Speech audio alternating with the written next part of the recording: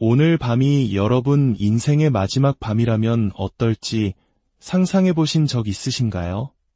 물론 우리는 그 사실을 알지 못합니다. 늘 그렇듯 평범하게 잠자리에 들겠죠. 내일 해야 할 일, 직장에서의 문제, 미처 걸지 못했던 전화 한 통을 떠올리면서 말입니다. 불안하면서도 지친 마음은 서서히 잠이라는 어둠 속으로 가라앉습니다. 하지만 우리의 영혼은 압니다. 육신이 영원한 정적 속에 머무는 순간 영혼은 홀로 깨어납니다. 그리고 그 누구도 피할 수 없는 인생의 모든 것을 결정짓는 단 한순간이 찾아옵니다. 바로 하느님 앞에서의 심판입니다. 그 영원의 순간 모든 것을 비추는 단 하나의 진실이 드러납니다. 당신은 하느님의 은총 속에서 죽음을 맞이했습니까? 아니면 여전히 영혼의 무거운 쇠사슬처럼 달라붙은 죄를 지닌 채 눈을 감았습니까? 당신은 고해성사를 보았습니까? 아니면 나중에 하지라며 그저 미루기만 했습니까? 만약 오늘 밤이 당신 생의 마지막이라면 과연 무슨 일이 일어날까요? 이 질문은 여러분을 두렵게 하려는 것이 아닙니다. 오히려 깊은 잠에서 깨어나게 하려는 것입니다. 평생 그리스도의 오상을 몸에 지니고 살았던 20세기의 위대한 성인 비오 신부님은 고해성사 없이 죽음을 맞이한 영혼들의 운명에 대해 충격적인 환시를 보았습니다. 그리고 오늘 저는 그분이 영적인 눈으로 직접 목격했던 대부분의 설교자들이 불편하다는 이유로 차마 말하지 못하는 그 진실을 여러분과 나누고자 합니다. 본격적인 이야기에 앞서 이 메시지가 여러분의 마음에 와닿았다면 좋아요와 구독을 통해 저희와 함께해 주시기를 청합니다. 여러분의 작은 행동 하나하나가 하느님의 은총을 더 널리 전하는 귀한 도구가 됩니다. 이 영상을 함께 나누는 모든 분들께 주님의 평화가 가득하기를 기도합니다. 많은 사람들은 자신에게 시간이 충분하다고 생각합니다. 죽음이 오기 전에는 분명 어떤 신호가 있을 것이고 영원히 눈을 감기 직전에 용서해 주십시오라고 말할 기회가 있을 거라고 믿습니다. 하지만 비오 신부님께서 경고하셨듯이 죽음은 결코 기다려주지 않습니다. 마치 밤의 도둑처럼 소리 없이 예고 없이 찾아옵니다. 만일 당신의 영혼이 고백하지 않은 큰 죄, 즉 대죄로 더럽혀진 상태에서 죽음이 닥친다면 그 위험은 가늠할 수조차 없습니다. 대죄 속에서 죽는다는 것은 하느님을 스스로 거부하는 행위이기 때문입니다. 천국의 문을 닫는 분은 하느님이 아닙니다. 나중에 고해성사 봐야지라는 우리의 무관심과 나태함이 바로 그 문을 굳게 닫아버리는 것입니다. 지금 여러분이 듣고 있는 이 메시지는 어쩌면 당신 인생에서 가장 중요한 이야기가 될지도 모릅니다. 여러분이 우연히 이 영상을 발견한 것이 아닙니다. 이것은 당신의 영혼을 준비시키라는 하늘의 신호이자 부르심입니다. 비오 신부님은 이 진실을 알고 계셨습니다. 그래서 그분은 하루 종일, 때로는 며칠 밤낮으로 수천 명의 고해성사를 들어주셨습니다. 그것은 엄격함 때문이 아니라 영혼을 향한 애끓는 사랑 때문이었습니다. 그분은 영혼의 눈으로 마음속에 숨겨둔 죄가 불러일으키는 보이지 않는 끔찍한 결과를 똑똑히 보셨습니다.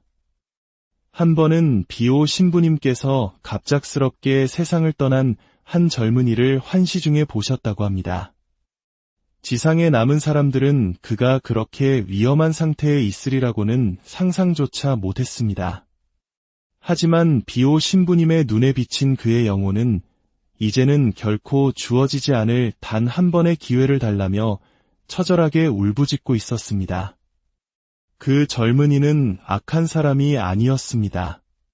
그저 세상사에 정신이 팔려 언젠가 나중에 고해성사를 보면 된다고 막연히 믿으며 살았을 뿐입니다. 하지만 그에게 나중은 결코 오지 않았습니다. 형제자매 여러분, 죽음이란 바로 그런 것입니다. 우리에게 미리 알려주지도, 우리의 일정을 확인하지도, 우리의 계획을 존중하지도 않습니다. 이것이야말로 비오 신부님께서 우리에게 남기신 가장 절박한 경고입니다. 당신의 구원을 뒤로 미루지 마십시오. 당신의 영혼을 결정지을 수 있는 일을 결코 내일로 미루지 마십시오. 잠시 생각해 보십시오. 우리 주변에 얼마나 많은 사람들이 갑작스럽게 세상을 떠났습니까? 잠자리에 들었다가 다시는 깨어나지 못한 이들은 또 얼마나 많습니까? 집을 나섰다가 영영 돌아오지 못한 이들은요? 이것은 공포를 조장하려는 것이 아니라 우리 영혼의 현실을 직시하자는 것입니다. 흔히들 생각하는 것처럼 지옥은 극악무도한 범죄자들로만 가득 찬 곳이 아닙니다. 오히려 미지근한 영혼들, 즉 나는 착한 사람이야라고 자부하며 자신의 교만, 질투, 믿음의 소홀함, 그리고 하느님의 사랑을 외면했던 죄들을 단 한 번도 진심으로 고백하지 않은 사람들로 가득 차 있습니다. 그들은 모두 언젠가 시간이 있을 것이라고 나중에 하느님과 셈을 치르면 된다고 생각하며 영적인 잠에 빠져 살았던 영혼들입니다. 이것이 바로 악마의 가장 효과적인 함정입니다. 우리에게 시간이 넘쳐난다고 고해성사를 볼 내일은 언제나 있을 것이라고 믿게 만드는 거 말입니다. 여러분, 이 말의 무게가 느껴지십니까? 이것은 두려움에 관한 이야기가 아니라 사랑과 진실에 관한 이야기입니다. 진정한 사랑은 당신을 구원할 수 있는 진실을 외면하는 것이 아니라 때로는 불편하더라도 경고해주는 것입니다. 그렇기에 비오 신부님은 단호하게 말씀하셨습니다. 만일 영혼이 뉘우침 없이 대죄의 상태에서 죽는다면 그 영혼은 길을 잃게 됩니다. 이는 하느님께서 원하셔서가 아니라 그 영혼 스스로가 은총으로부터 멀어지기를 선택하고 은총 없이 살다가 결국 은총 없이 죽었기 때문입니다. 영혼은 단지 이 세상에서의 선택이 영원히 확정되는 것일 뿐입니다.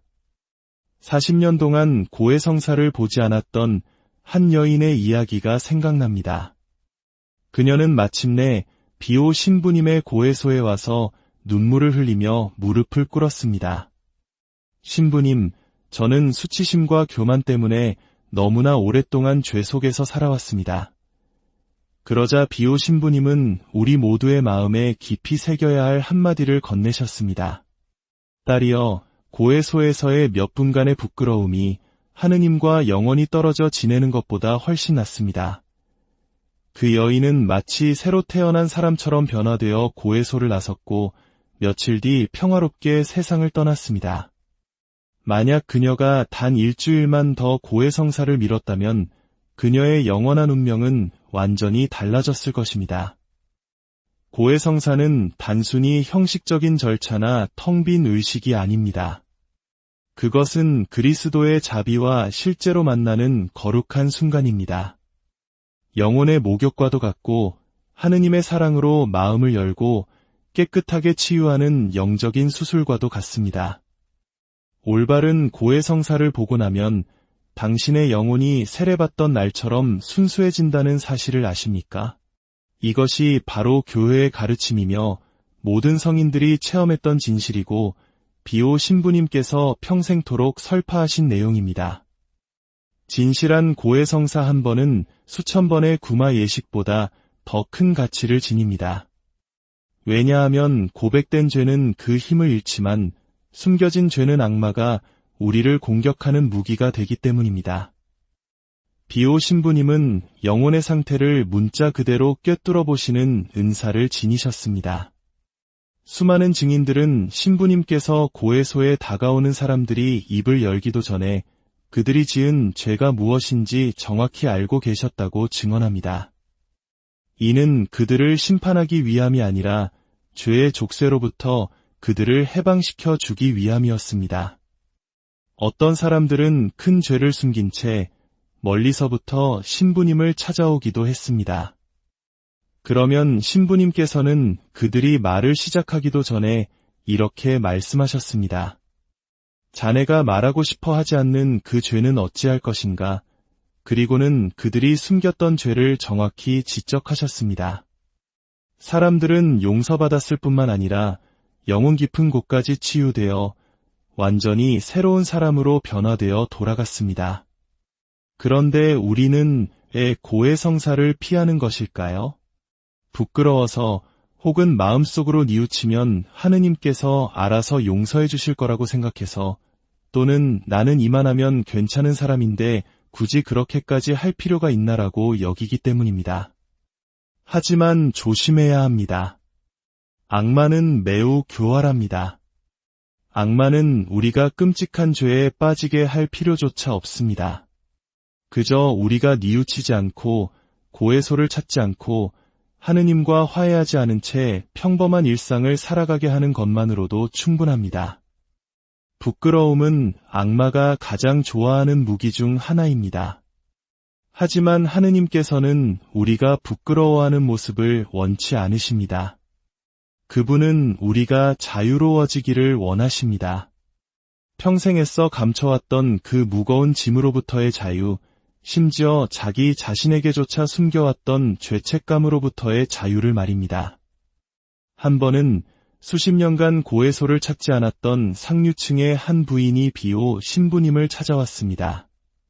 그녀는 고해소에 들어서는 순간부터 부끄러움에 온몸을 떨고 있었습니다.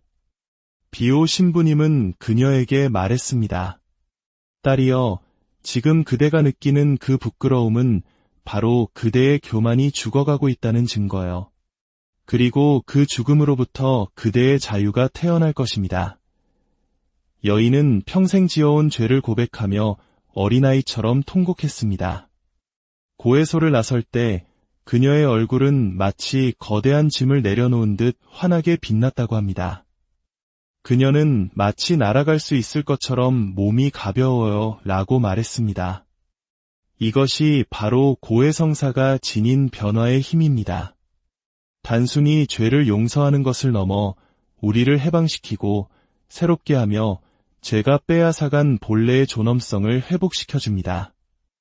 혹 고해성사를 보고 또다시 죄를 짓게 되더라도 다시 고해소로 가십시오. 고해성사는 완벽한 사람들을 위한 것이 아닙니다. 넘어지고 또 일어서며 싸우는 이들을 위한 것, 자신의 나약함을 인정하고 도움이 필요하다는 것을 아는 이들을 위한 것입니다. 하느님께서는 자신의 잘못을 결코 인정하지 않는 것 보기에 완벽한 사람보다 그렇게 넘어지면서도 계속 당신께 나아오는 영혼을 훨씬 더 기쁘게 여기십니다. 만약 우리가 진실한 고해성사 중에 영적으로 어떤 일이 일어나는지 볼 수 있다면 그 놀라움에 압도될 것입니다. 그렇다면 고해성사 없이 죽은 영혼에게는 정확히 어떤 일이 일어나는 걸까요? 그 영혼은 하느님과 화해하지 않은 상태로 그분 앞에 서게 됩니다. 사심판이라 불리는 자신의 전생애가 영혼의 눈앞에 펼쳐지는 그 순간에 들어섭니다. 영원한 사랑이신 하느님의 현존 앞에서 자신을 지탱해줄 은총이 전혀 없는 상태로 말입니다. 은총이 없으면 빛도 없습니다. 뉘우침이 없으면 따뜻한 포옹도 없습니다.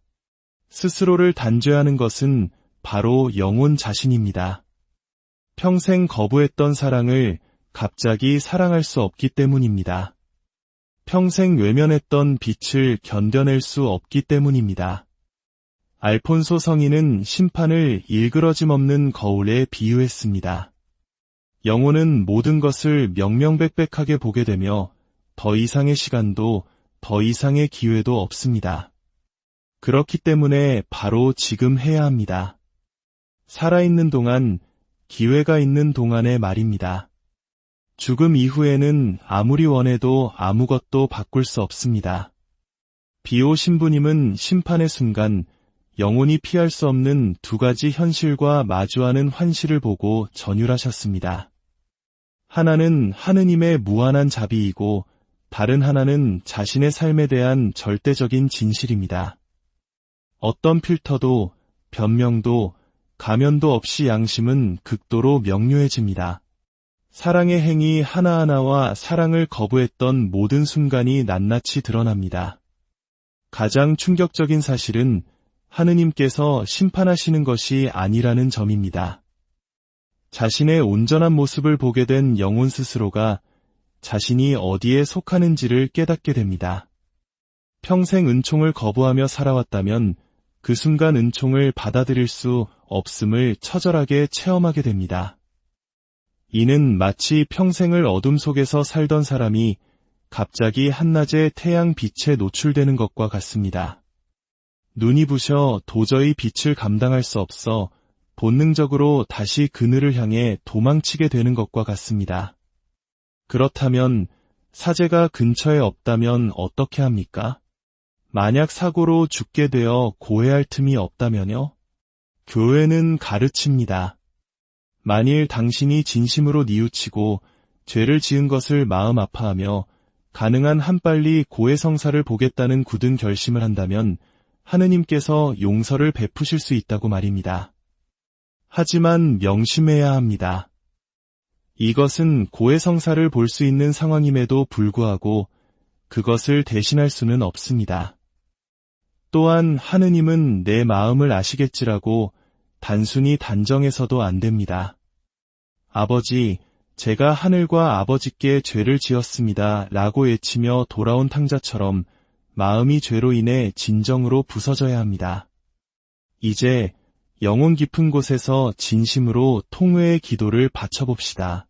하느님, 제가 죄를 지어 참으로 사랑받으셔야 할 주님의 마음을 아프게 하였사오니 악을 저지르고 선을 소홀히 한 모든 잘못을 진심으로 뉘우치나이다. 또한 주님의 은총으로 속죄하고 다시는 죄를 짓지 않으며 죄지을 기회를 피하기로 굳게 다짐하나이다. 아멘. 이 기도를 텅 빈 공식처럼 외우지 말고 영혼의 절규처럼 진심을 다해 바치십시오.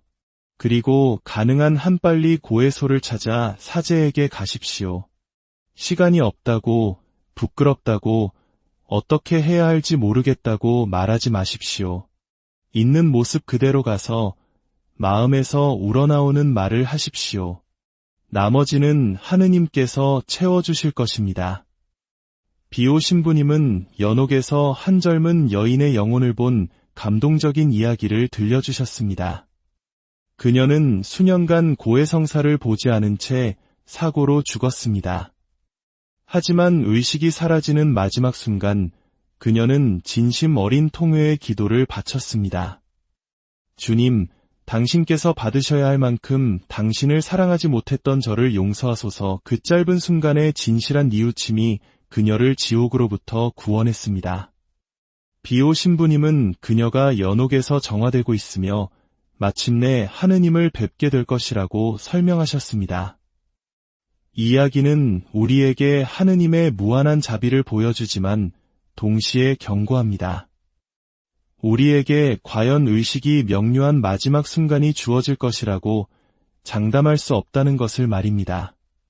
수많은 죽음은 순간적으로 일어나며 잠자는 동안에 혹은 의식이 없는 상태에서 일어납니다. 10 처녀의 비유를 기억하십시오. 5은 준비되어 있었고 5은 그렇지 못했습니다. 한밤중에 신랑이 도착했을 때 등불에 기름을 준비해둔 처녀들만이 잔치에 들어갈 수 있었습니다. 나머지 처녀들은 문 밖에 남겨져 나는 너희를 모른다 는 무서운 말을 들어야 했습니다. 여기서 기름은 바로 은총이며 영혼의 준비를 의미합니다. 그리고 그것은 마지막 순간이 아니라 바로 지금 얻는 것입니다. 물론 마지막 순간에 당신의 뉘우침이 진실하다면 하느님께서는 당신을 구원하실 수 있습니다. 하지만 왜 당신의 영혼을 걸고 도박을 하려 하십니까? 어쩌면 존재하지 않을지도 모를 그 짧은 순간에 당신의 영혼을 내맡기려 하십니까? 비오 신부님은 생명이 있는 한 희망이 있다고 말씀하셨습니다. 수많은 영혼들이 마지막 순간의 한숨, 한 방울의 눈물, 믿음의 행위로 구원받았다고 하셨습니다. 하지만 동시에 은총의 시간을 멸시했기 때문에 길을 잃은 영혼도 너무나 많다고 경고하셨습니다. 여러분은 지금 하느님께서 주신 이 시간을 어떻게 사용하고 있습니까? 마치 영원히 살 것처럼, 오늘 당장 죽음이 닥치지 않을 것처럼 살고 있지는 않습니까? 잠에서 깨어나십시오. 하느님께 돌아가십시오. 고해성사를 본 지 아무리 오래되었더라도 상관없습니다. 사랑으로 바치는 단 한 번의 고해성사가 당신의 영혼을 바꿀 수 있습니다. 비오 신부님께서 왜 하루에 16시간씩 고해성사를 주셨다고 생각하십니까? 그분은 영혼의 영원한 구원이라는 문제가 얼마나 중대한지 초자연적인 명확함으로 보셨기 때문입니다. 그분은 힘이 다해 피를 흘리면서까지 고해소에 앉아 계셨습니다. 사람들이 왜 그런 희생을 감수하느냐고 물으면 신부님은 이렇게 대답하셨습니다. 만일 당신들이 내가 보는 것을 본다면 당신들도 나와 똑같이 할 것이오. 그분이 보신 것은 대죄 속에서 살아가며 영원한 심연의 가장자리를 위태롭게 걷고 있으면서도 그 위험을 전혀 인지하지 못하는 영혼들의 실제 상태였습니다. 그분은 길 잃은 영혼 하나하나에 대한 그리스도의 고통을 자신의 몸으로 직접 느끼셨습니다. 그렇기에 피로도, 고통도, 오해도 그분에게는 중요하지 않았습니다. 오직 고해성사라는 거룩한 통로를 통해 한 영혼이라도 더 구하는 것만이 중요했습니다. 여러분, 지옥은 실제합니다.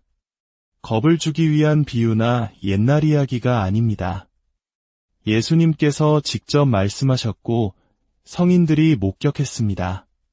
수많은 영혼들이 그곳에 있는 이유는 하느님께서 그들을 보내셨기 때문이 아니라 그들 스스로가 하느님 없이 살기를 선택했고 그 상태로 죽음을 맞았기 때문입니다. 하지만 당신은 다르게 선택할 수 있습니다. 은총을, 빛을, 용서를, 그리고 아버지를 향한 귀환을 선택할 수 있습니다. 더 이상 기다리지 마십시오. 언젠가 어둠 속에서 왜 기회가 있었을 때 고해성사를 보지 않았을까? 라고 절규하는 영혼이 당신이 되지 않도록 하십시오. 비오 신부님께서 영적 자녀들에게 끊임없이 반복하셨던 마지막 말씀 중 하나가 있습니다. 시간은 짧고 영원은 깁니다. 이 5단어는 복음의 모든 절박함을 압축하고 있습니다. 우리가 무언가를 결정할 수 있는 이 지상의 시간은 영원에 비하면 한숨처럼 짧습니다. 그리고 그 영원의 향방은 전적으로 우리가 이 짧은 시간을 어떻게 사용하느냐에, 지금 여기에서 우리에게 주어지는 은총을 붙잡느냐 아니면 내일이 있겠지라며 외면하느냐에 달려 있습니다. 가장 슬픈 사실은 너무나 많은 사람들이 아주 사소한 이유로 고해성사를 미루고 있다는 것입니다. 너무 바빠서, 고해소가 멀어서, 부끄러워서, 신부님이 나를 아는 분이라서. 비오 신부님께서는 이러한 변명들 앞에서 눈물을 흘리셨을 겁니다. 왜냐하면 그것은 마치 물에 빠져 죽어가는 사람이 던져준 구명줄을 향해 색깔이 마음에 안 드네요라고 말하며 거절하는 것과 같기 때문입니다. 당신의 영혼이 걸려 있습니다. 그리고 구원으로 가는 길은 당신을 기다리며 활짝 열려 있습니다. 당신의 영원한 운명을 결정지을 수 있는 일을 미룰 타당한 변명은 존재하지 않습니다. 오늘이 바로 당신의 날입니다. 오늘 다시 시작할 수 있습니다. 그리스도께서 당신을 기다리고 계십니다. 모든 고해소에는 부끄러움을 주는 재판정이 아니라 자비를 베푸는 옥자가 놓여 있습니다.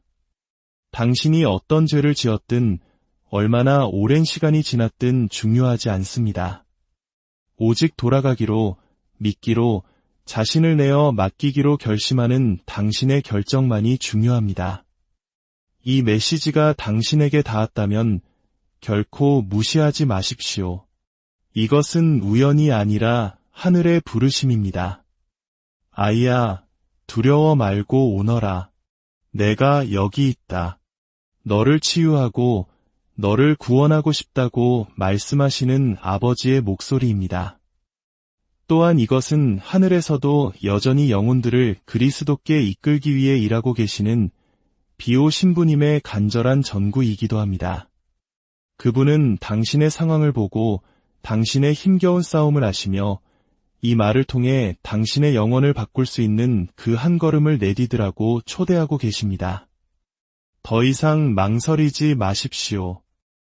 오늘이 바로 당신 영적 삶의 이전과 이후를 가르는 날이 될 수 있습니다. 하늘의 부르심에 응답하기로 결정하는 바로 그날 말입니다. 만일 이 말씀들이 당신의 마음을 움직였다면, 하느님과의 화해만이 줄 수 있는 그 평화가 필요하다고 느끼신다면 댓글에 주님, 제 영혼에 당신의 평화가 필요합니다. 라고 적어주십시오. 그리고 오랫동안 주님을 떠나 있거나 고해성사를 보지 않은 이가 주변에 있다면 이 영상을 나눠주십시오. 이보다 더 큰 선물, 이보다 더 깊은 사랑의 행위는 없을 것입니다. 결국 우리가 가진 모든 것, 우리의 존재 이유는 단 하나로 기결됩니다. 바로 우리의 영혼과 그 영원한 운명입니다. 그 밖의 모든 것은 지나가는 것이며 과정일 뿐입니다. 하지만 영혼은 영원합니다. 그리고 그 구원은 당신이 바로 지금 내리는 결정에 달려 있습니다. 이제 당신은 그 부르심에 응답하시겠습니까? 주님의 은총과 평화가